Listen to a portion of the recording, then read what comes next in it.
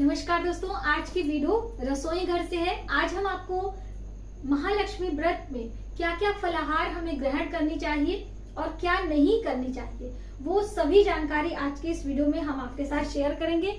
तो कुछ चीजें हैं जो कि मैंने अपने घर पे मंगाई है खुद के व्रत में खाने के लिए, तो वो मैं आपके साथ शेयर करूंगी। जो मेरे पास नहीं है वो मार्केट से आप ला सकते हो।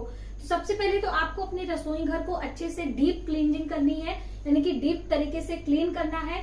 डीप क्लीनिंग क्या होती है, जैसे कि हमारे ये पक्कड़ होते हैं, इनकी सफाई हम हर दिन ज्यादातर नहीं कर पाते हैं। ये हमारे लाइटर है, इनको भी अच्छे से क्लीन करना है और आपको इन्हें ये गर्म पानी से अच्छे से साफ कर लीजिए। ये वाला जो हमारे ये स्टोव का नॉब होता है, ये भी हम नहीं साफ करते, इसे हमें साफ करना है।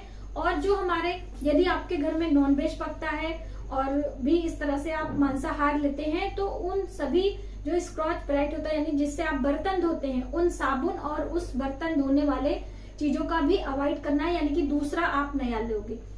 एक बात। दूसरी बात, ये जो आप मिक्सर ग्राइंडर यूज करते हो, इस मिक्सर ग्राइंडर को भी अच्छे से क्लीन करना है। इसके लिए इसमें आपको कच्चा आलू डाल के इसे ग्राइंड करना है, यानी पीस लेना है। तो अंदर की सभी जितनी भी गंदगी होगी इसके अंदर आएगी और आपका मिक्सर साफ हो जाएगा। तो ये तीन चीजें आपको पहले से क्लीन कर लेनी है। ठीक। दूसरी अहम बात कि बिना नहाए आपको फलाहार वगैरह नहीं बनाना है। बासी भोजन व्रत में नहीं खाया जाता है, कोई भी व्रत हो।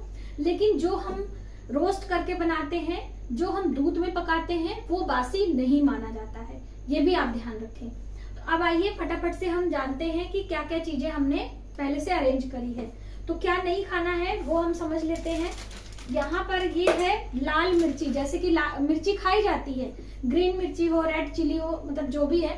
लेकिन ये जो डिब्बे में आता है आप इसे ना खाएं, क्योंकि जब इसे पीसा गया होगा तो उसके ऊपर पता नहीं कौन सी, जैसे हल्दी नहीं खाई जाती तो हल्दी पीसा हो, उसके बाद ये मिर्ची पाउडर बनाई गई हो, तो हमें नहीं पता है, इसलिए हम इसको अवॉइड करेंगे।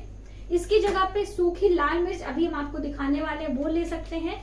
और ये धनिया पाउडर आता है जो मार्केट में रेडीमेड है, इसे भी हमें नहीं लेना है, ये हमारे लिए अच्छा नहीं होता है। साथ ही हमें मेथी दाने का इस्तेमाल नहीं करना है।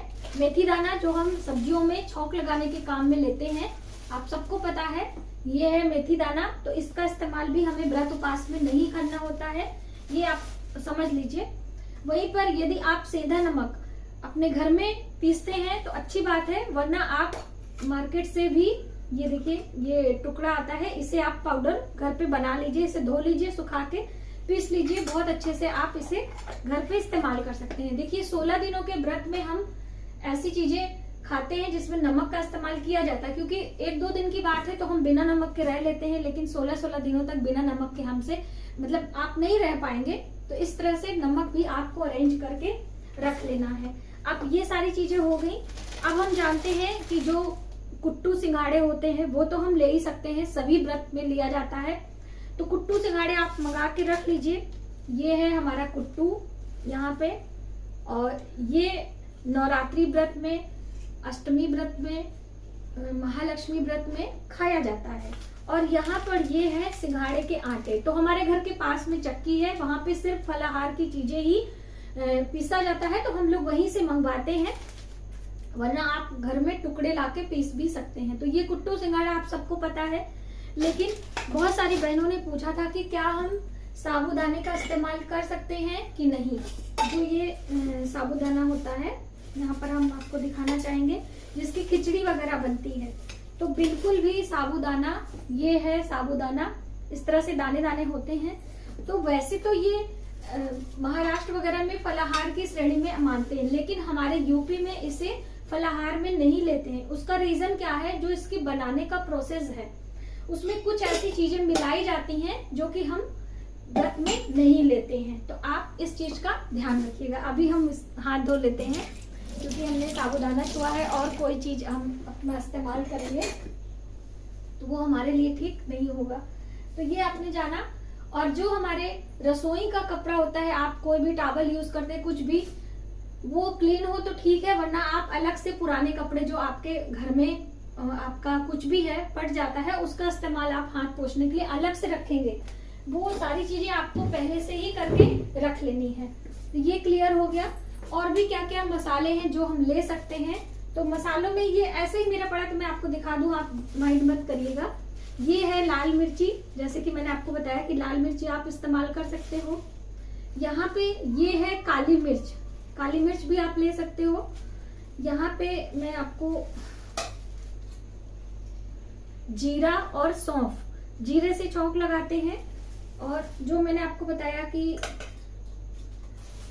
धनिया पाउडर नहीं, और धनिया का बीज आप ले सकते हो, धनिया की पत्तियां भी आप ले सकते हो। तो ये दोनों में ही मसाले में आते हैं। यहाँ पर ये है अजवाइन, तो अजवाइन मैं कैसे आपको दिखाऊं।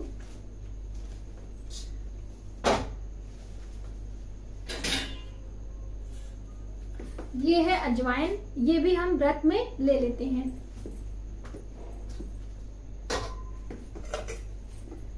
जीरा, सौंफ, अजवाइन, ये काली मिर्च, लाल मिर्च, ये सारी मसाले वाली चीजें हैं जो कि हम ले सकते हैं। तो ये आपने जाना, इसे हम साइड करते हैं। अब हम ड्राई फ्रूट्स की बात करते हैं, कौन कौन से ड्राई फ्रूट्स हमें लेने होते हैं।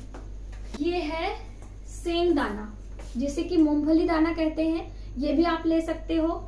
और इसके बहुत सारी रेसिपीज बनती हैं। तो सबसे पहले तो इसकी आप बर्फी बना सकते हो, इसे रोस्ट करके पाउडर बना के और चीनी में मिला के आप इसकी बर्फी बना लीजिए। आप ऑफिस जाते हैं, आपके हस्बैंड जाते हैं, आप उन्हें दे सकते हो। आप इसे ड्राई रोस्ट कर सकते हो, या फिर 2-3 ड्रॉप ऑयल या घी डाल के आप इसमें नमक, काली मिर्च डाल के नमकीन के रूप में भी ले सकते हो, जिसके साथ में ये मखाने भी आप ले सकते हो। तो मखाने की भी 2 रेसिपी बनती है, इसे मीठा भी बनाते हैं और नमकीन भी बनाते हैं। तो ये सारी चीजें आप पहले से बना के रख लीजिए। यदि आप वर्किंग है, ऑफिस जाती हैं, या फिर आपके हस्बैंड जाते हैं, आपको इतना टाइम नहीं रहता, तो ये आप ले लीजिए। ये बासी नहीं माना जाता है, ठीक है।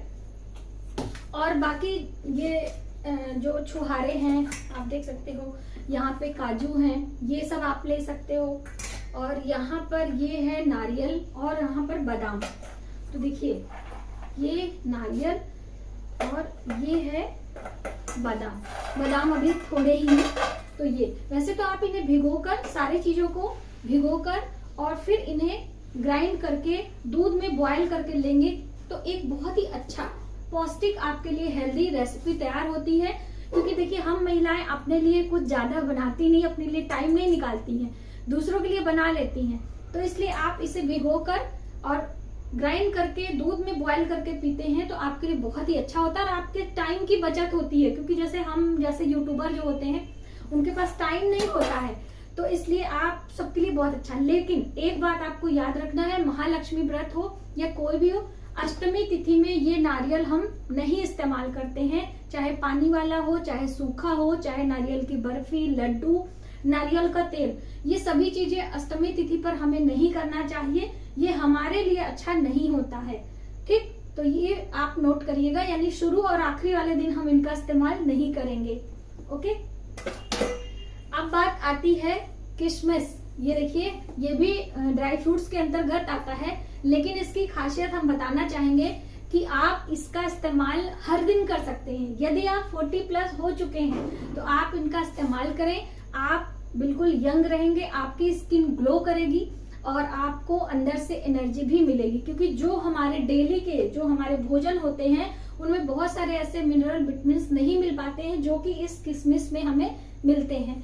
तो ये है किशमिश। अब इनका इस्तेमाल कैसे करना है, तो आपको थोड़ी सी किशमिश, बस इतना सा छोटा सा, ये देखिए करीब 10-15 दाने लेकर आपको भिगो देने हैं। और फिर सुबह सवेरे आप जब उठते हैं, पानी इनका पी लीजिए और इन किशमिश को चबाते हुए आप इसे खा लीजिए।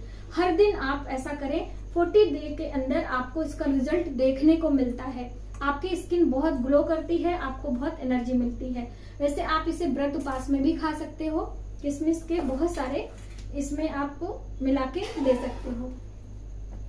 और ये दूध वगैरह तो हम ले सकते हैं, मतलब डेयरी मिल्क आप ले सकते हो, कोई भी आइटम हो, दूध है, दही है, छाछ है। लेकिन भादों के महीने में हम आपको एक सीक्रेट बताना चाहते हैं।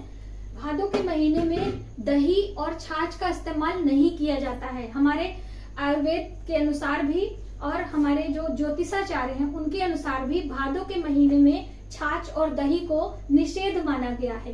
यदि हम ऐसा अवॉइड कर ले जाते हैं तो आगे आने वाले समय में हमारे जोड़ों में दर्द नहीं होता है, ये वायु उत्पन्न करता है। तो इसलिए इस महीने में ये दोनों चीजों को अवॉइड करिए आप, ठीक है। और आपको किसमें क्या चीजें बनानी है, बहुत सारी बहनों ने पूछा था, तो देखिए हम किसमें बनाते हैं वो आपको हम दिखा रहे हैं। ये है, देखिए वैसे तो आप देसी घी का इस्तेमाल कर सकते हैं, लेकिन देसी घी ना मिलने पर आप इनका इस्तेमाल करें। तो पहले मैं आपको ये वाला दिखाऊंगी। ये है पीनट ऑयल यानी मूंगफली का तेल।